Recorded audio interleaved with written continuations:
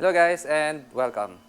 Welcome again to another vlog of The Seaman Vlogger. So, 3 years ago, nandito ko sa barko na to. Pero hindi ko to na-vlog tong part na to, which is walk around sa aking cargo control room slash ship's office. Kasi meron tayong undefeated dati dito, so mahirap mag-make ng vlog, maging masaya, bawal dito dati. Pero ngayon pwede na magsaya, pwede na gawa ng vlog. Kaya tara, gawa natin ng vlog tong aking opisina.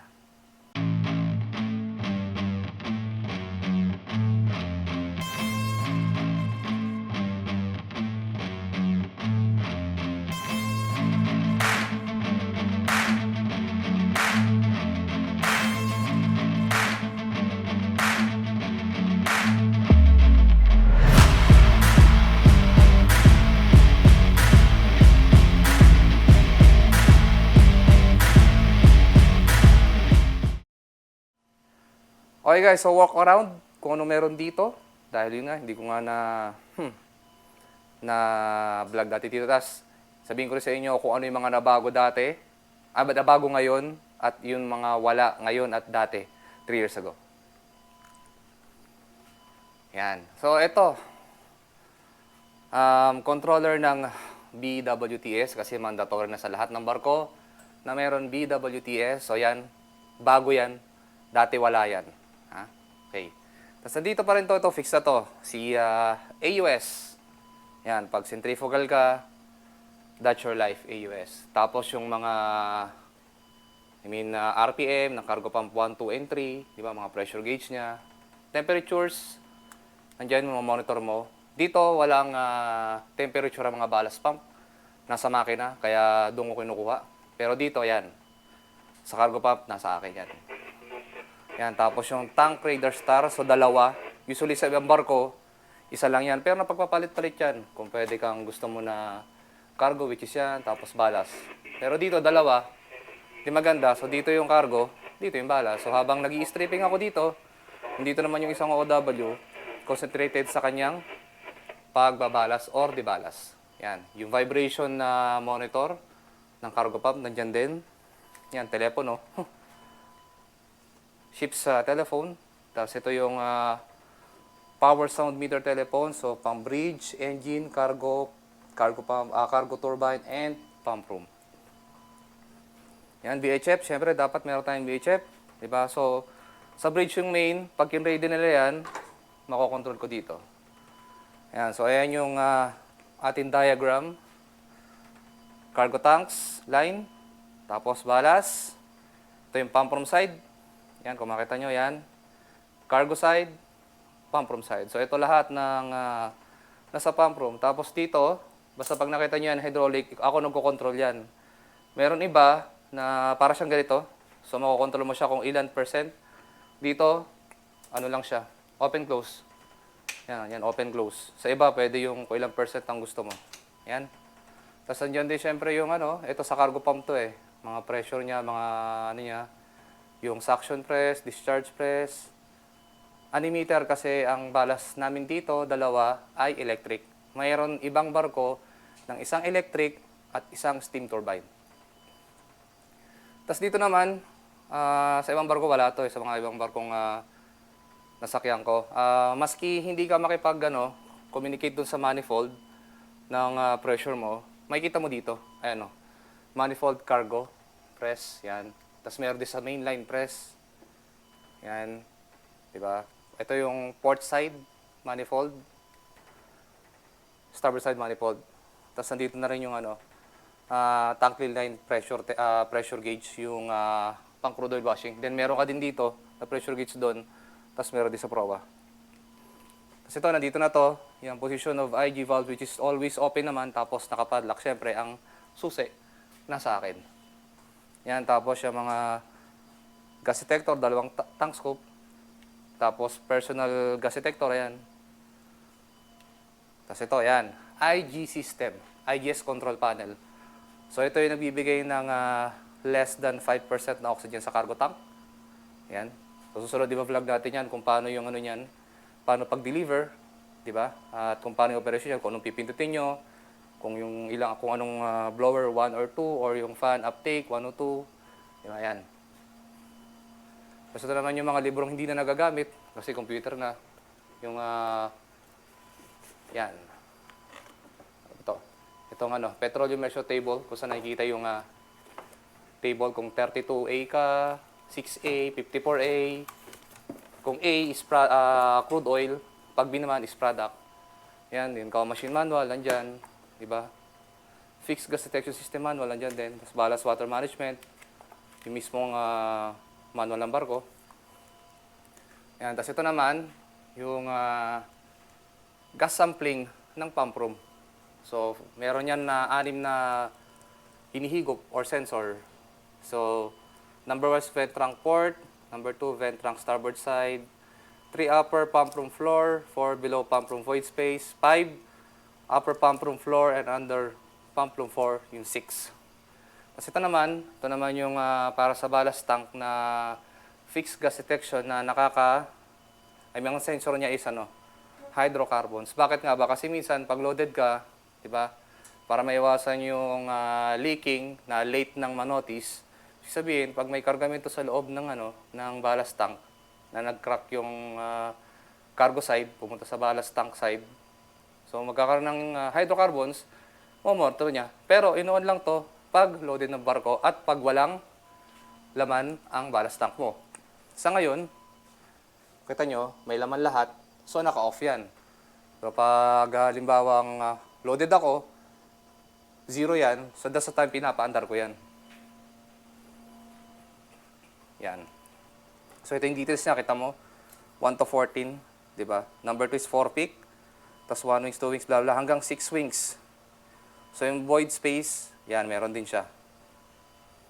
Yan, tapos ito naman yung sa may, pag black cargo ka, crude oil, yan ang kalaban mo, si hydrogen sulfide.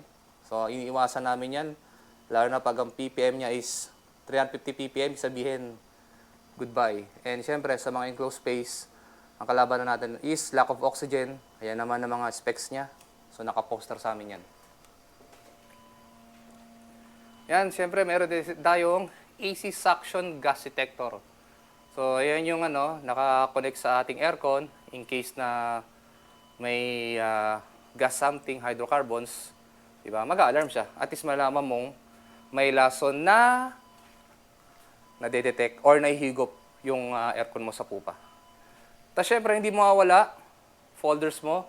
Syempre lahat ng folders niyan, yan ay official is 29 folders as per regulation namin. Pero may plus pa yan na kunyari ODME simulation printout, operation test manual, ballast management water plan, ballast something na gano'n, tapos nandun, record, lifting equipment. So lahat dapat yan, pag dumating ka ng port or everyday dapat update yan, di ba? Hindi lang kunyari pag every port update, malayo hahabulin mo.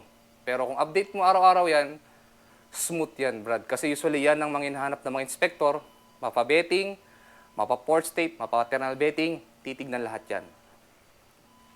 Yan, tapos, yan, nandito yung, tagal na to, printer ng loadicator namin. Tapos, syempre ito yung ODME na control dito sa CCR. Tapos ito yung mga, pasensya na guys kung medyo magulong table ko.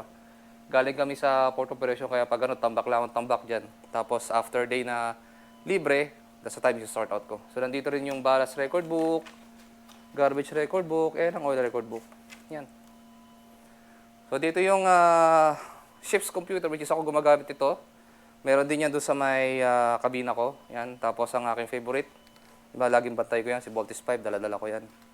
So ayan, ito naman yung loadicator namin. So naka-online yan, diba, kung ano yung nakikita dyan, nakikita rin doon. So dito rin ako nagko-compute ng mga storage plan, diba? Tapos kung makikita nyo, daming post-it to. Kasi yan. So, basahin natin. Mag-print kayo ng 25, 50, 75 pag naabot sa duty nyo. Kasi sometimes kasi, or kalimitan lagi dati or palagi, pagkatapos ng operation, nahanapin ko yung mga percentage na yan sa calculation, wala. So ilang beses na rin ako nag-explain sa akin na kailangan ko kasi fina-file ko yan dun, nandun yung isang folder na yun dun. Kaya nilagyan ko na ng marami para hindi na makalimutan. So ngayon, effective pala yung ganyan. Pag marami kang nakasulat na ganyan post-it, di makakalimutan.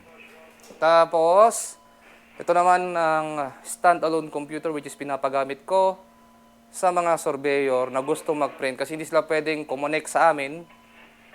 Yan, kasulad niyan. Di ba, may mga blocking USB kasi nga meron tayong company policy na security.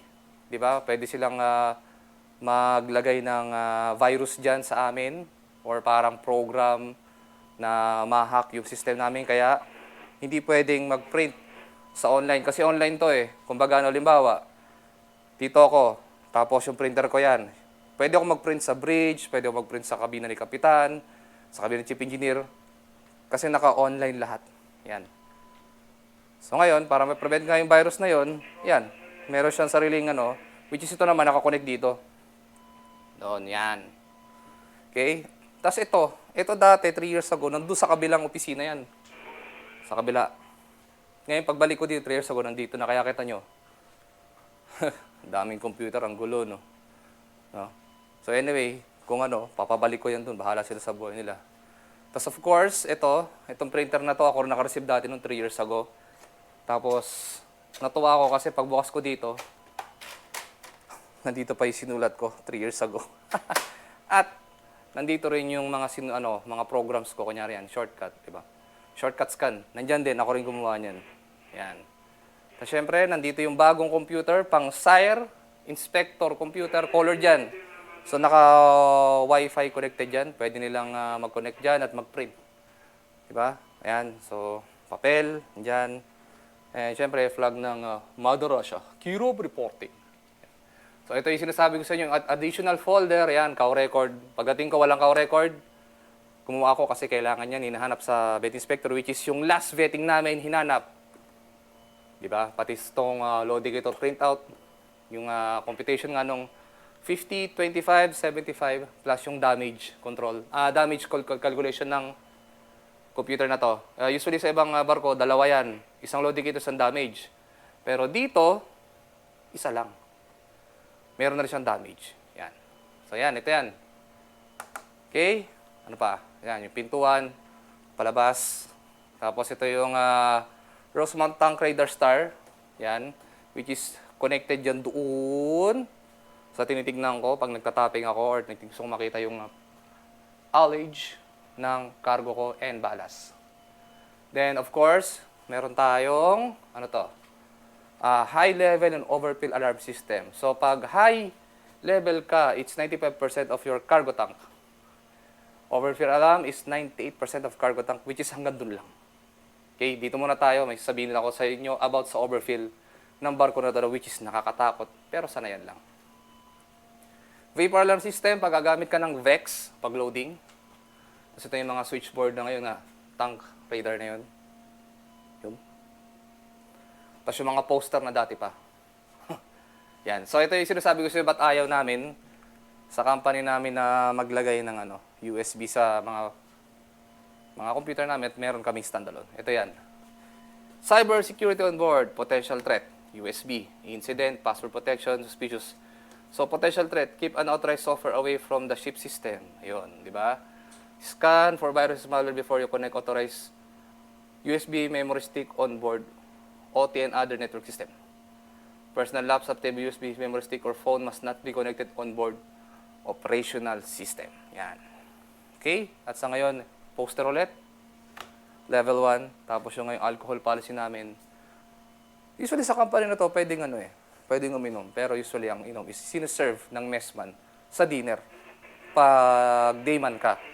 So bubuksan nyo yun, dapat within doon, inumin mo. Hindi mo pwedeng i-take out. So, maximum 2 bote or 2 can pwede mong inumin. Yan lang, di ba? Sa iba kasi, binibili yon. Dito kasi, libre. Basta pag Greek vessel, libre yon. Libre yung mineral water, libre yung soft drinks. Lahat libre. Ikaw na mag-adjust. Di ba? So, ano yun? Yung overfill, 98%. Ipapakita ko sa inyo at medyo nakakatakot dito pero sanayan lang. Di ba? Tingnan nyo yung 98% kung ilan ng 1 port. 0.78 meters at saka 1 starboard, 0.80. Wow. Less than 1 meter yung 98%. Kumbaga pag sinilip mo yung sa haulage cup, di ba? naka na siya, nakahilaw na siya. So yan guys, natapos na po ang ating vlog. At least, na-roam around ko kayo sa aking opisina, di ba? For buong kontrata ko. And luckily na nakagawa din tayo ng vlog dito 3 years ago, hindi kasi nakagawa. Ayan guys, so tapos na po ang ating vlog. So if you like this vlog, kindly like and subscribe to my Facebook page, YouTube channel, TikTok, and of course, may bago tayo, Instagram. The name is The Seaman Vlogger. At guys, kung may time kayo, pwedeng pakilike yung Tano Rider sa Facebook at YouTube.